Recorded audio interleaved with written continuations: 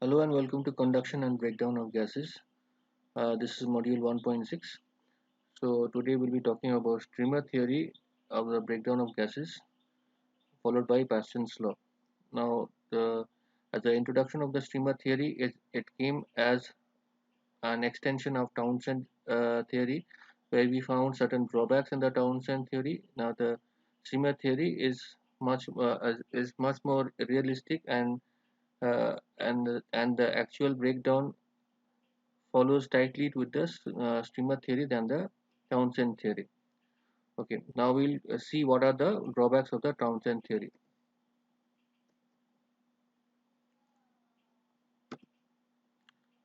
Now we'll talking about the drawbacks. The Townsend mechanism, when applied to a breakdown of atmospheric pressure, was found to have certain drawbacks. Firstly, according to Townsend theory, the current growth occurs as a result of ionization process only. Okay, but in practice, the breakdown voltages were found to depend on the gas pressure and the geometry of the gap.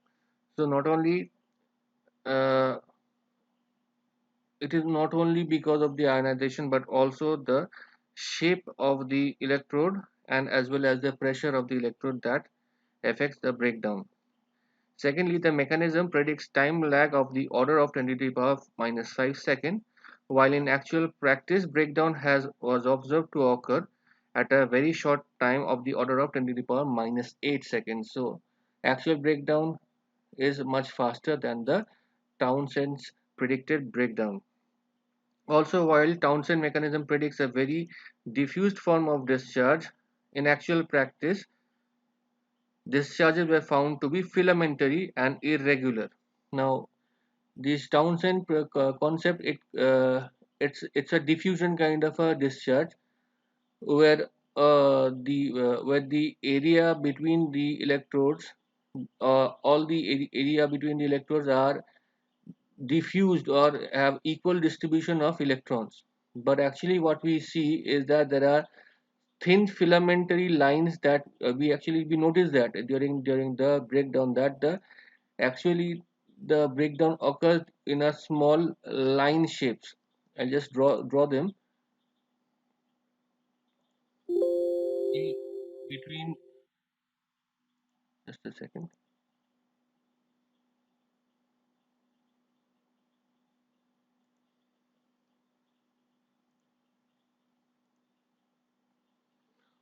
Yes, so you have two electrodes. Normally the what the Townsend says that you have a diffusion of uh, the discharges, but what actually happens is that we have two one electron the other, and you have long filamentary lines of discharges. So this is what actually happens and do not follow the Townsend's principle. Okay, so we'll cover in we'll be talking about that in the following slides. So the this is what happens is that the Townsend mechanism predicts a very diffused form of charge, and what we see that they are actually filamentary. And the Townsend's mechanism failed to explain all these observed phenomena, and as a result, around 1940, Reather, Reather, Reather, and Meek, these are two name of persons, and Loeb, Reather, Meek, and Loeb independently proposed the streamer theory, that is the particles are now the discharges are now it's not a diffusion but rather it follows a stream or a filament thin line. Okay, so we'll start with the streamer theory. Now the growth of the charge carriers in an avalanche is in a uniform field is described by e to the power ad. This is given by the Townsend's principle. This is valid only as long as the influence of the space charge due to the ions is very small compared to the applied field. What Townsend said that the when the charges are being created, these charges has no effect. These charges, this charges might create other electrons that will create more electrons. He's talking about creating more and more electrons and creating an avalanche. What about the effect of the ions that are being formed? The ions, since these are charged particles, this also creates its own electric field. Now that electric field has an effect when the charge concentration is high. Okay, so reader observed that when the charge concentration was between 10 to the power 6 to 10 to the power 8, the growth of the avalanche became weak.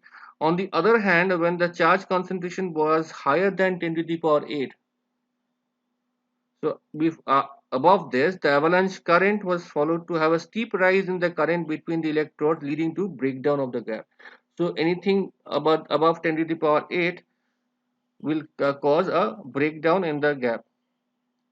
Both slow growth at a low concentration and fast growth at high charge concentration have been attributed to the modification of originally applied uniform field E and by space charge P.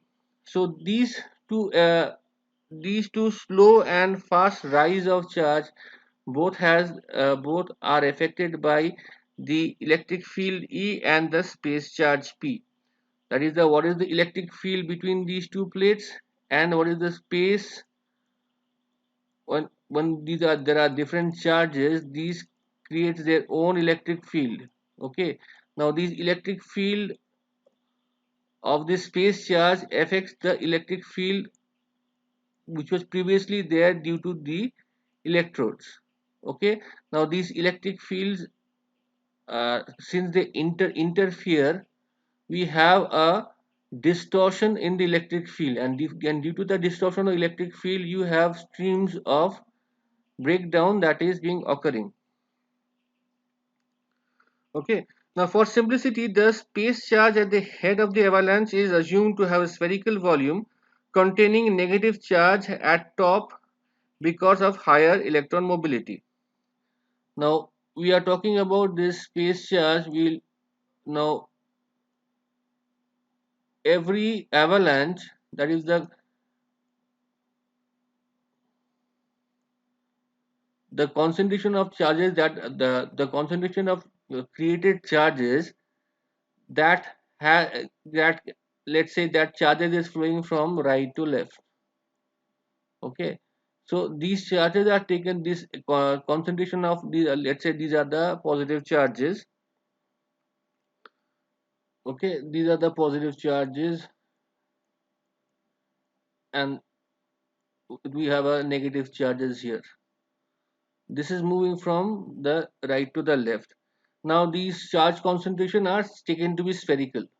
Okay, so there are not only a single avalanche charges, there are other charges like this throughout that zone.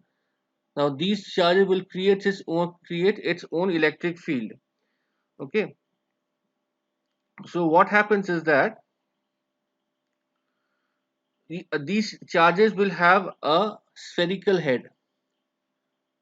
Now due to this spherical head, the right hand side, for example, let's take the right hand side having a negative charge and the left hand side is having a positive charge.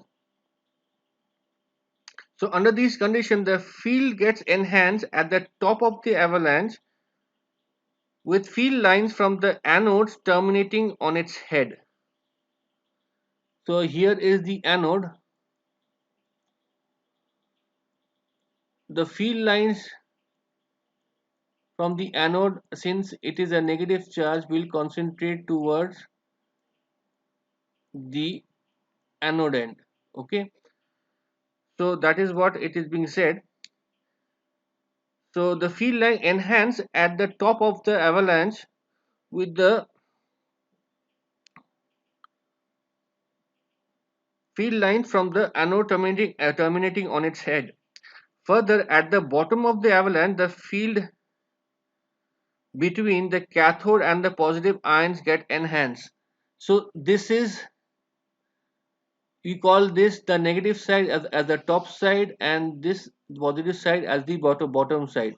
Both of these, since this is the cathode side, the field here is enhanced, and then the field this side is increased because of the presence of these two opposite ions here, but the field drops in the middle. That is we'll be talking about.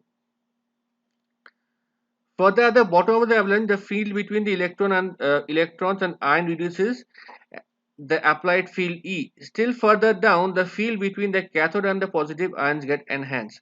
So here, the bottom of the avalanche, that is here, okay, the field between the electrons and the ions reduces the applied field E. So what you have is, if you plot the field concentration, it will be high here, it will drop to a very low value and then again increase for a particular avalanche. Okay, thus the field distortion occurs, and it's become noticeable with the charge carrier with a number n greater than 10 to the power 6. For example, in nitrogen, at pressure of 760 torr with a gap distance of 2 centimeter, the field distortion will be about 1%.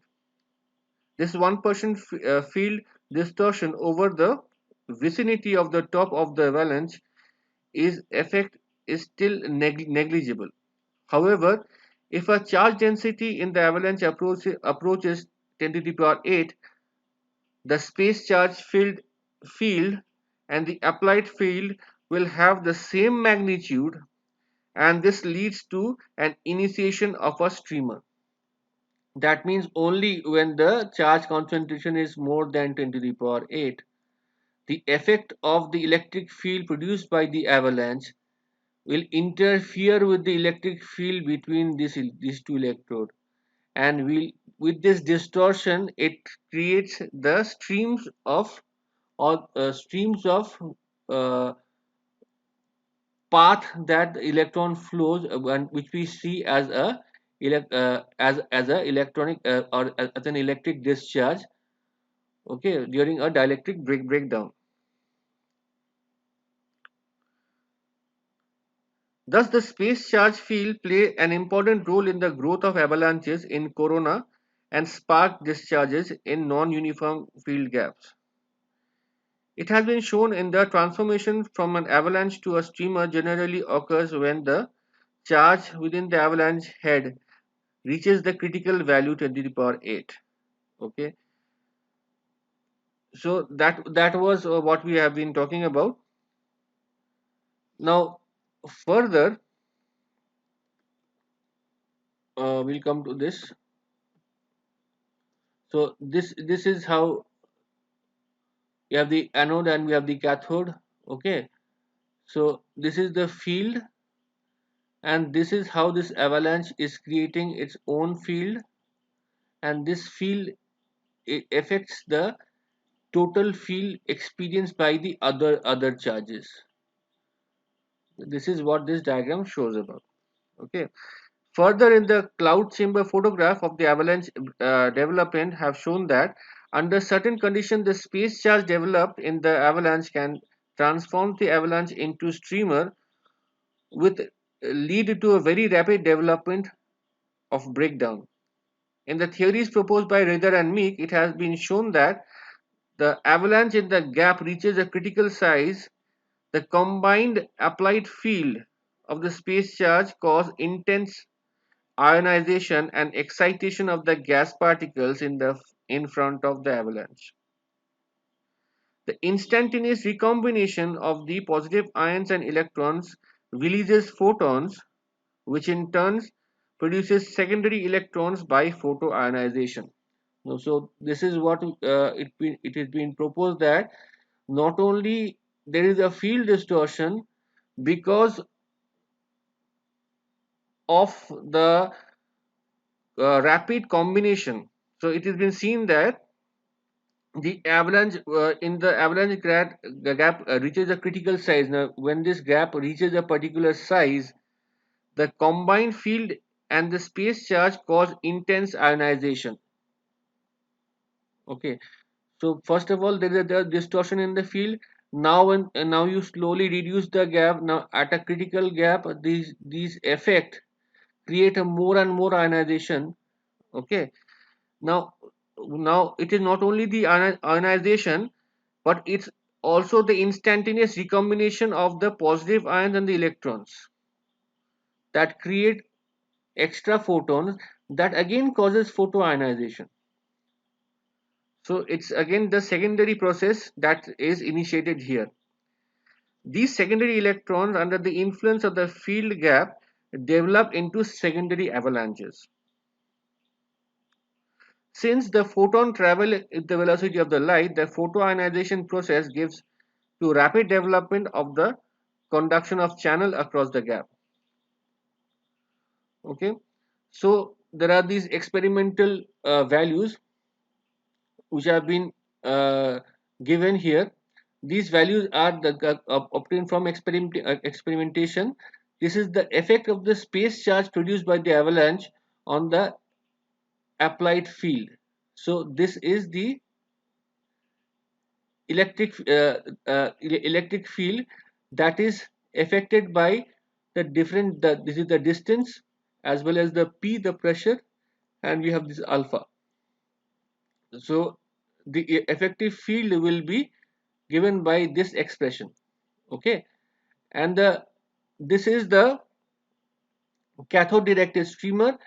This expression is obtained again from the experiment. So you have to remember these formulas. Okay, so we'll go to the next slide, which is basically the Paschen's law. Now in the Paschen's law, what happens is that we are talking about the breakdown. The breakdown equation is given by previous, we have seen in the previous cases, is this gamma exponential alpha d minus 1 equal to 1. Okay, now here the coefficient alpha and gamma can be individually written like this. Okay, both alpha and gamma are function of E by P. So both alpha and gamma are written as a function of E by P, and E is written as V by D, that is the applied voltage by the distance between the plates. Okay, now replacing all these here, we will have this equation. Okay, this equation shows the relationship between V and PD and implies that the breakdown voltage varies as the product PD varies. Okay, so as the product PD varies, the breakdown voltage will also vary. Okay, now if we know the values of the functions of f1 and f2, how E by P produces the values of alpha and gamma, we can find the breakdown voltages. Now this breakdown voltage as a function of P and D is the Paschen's law. Okay, so in the Paschen's law, will see that this kind of equations are there, where this the breakdown voltage to the P by V, it takes a graph like this, so that this is kind of a critical voltage which is been arrived at a particular P into D values. So beyond that, the breakdown voltage is high, and again after this critical voltage, again the breakdown voltage increases. So this is the Paschen's law. Okay, so this is the end of the slide. I'll be talking about the corona effect in the next slide. Thank you.